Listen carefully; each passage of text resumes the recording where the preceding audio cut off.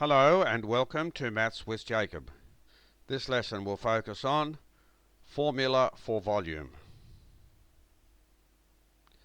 In the previous video we saw how to find the volume of a prism by counting all the smaller cubes. In this video we will see how to use a simple formula.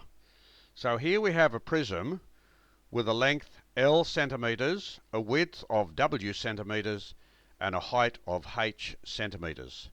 So the volume is found by multiplying those three together. L centimeters by W centimeters by H centimeters. So the volume is LWH cubic centimeters. Let's look at some examples. Find the volume of each of the following 3D objects. So we have a length of 5 centimeters, a width of 4 centimeters, and a height of 3 centimeters.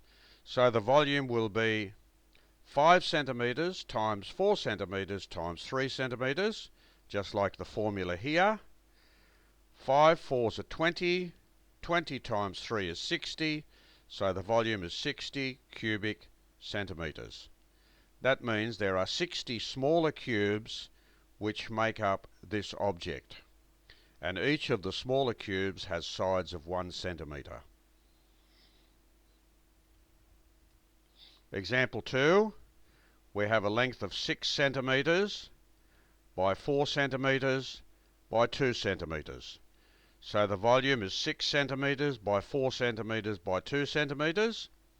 6 fours are 24, 24 times 2 is 48, so the volume is 48 cubic centimeters.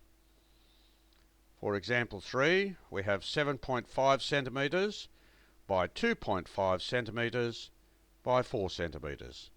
So the volume is 7.5 centimeters times 2.5 centimeters times 4 centimeters. Now we can multiply these in any order, but this is a simple way here. 4 times 2.5 gives you 10. 7.5 by 10 is 75. So the volume is 75 cubic centimeters.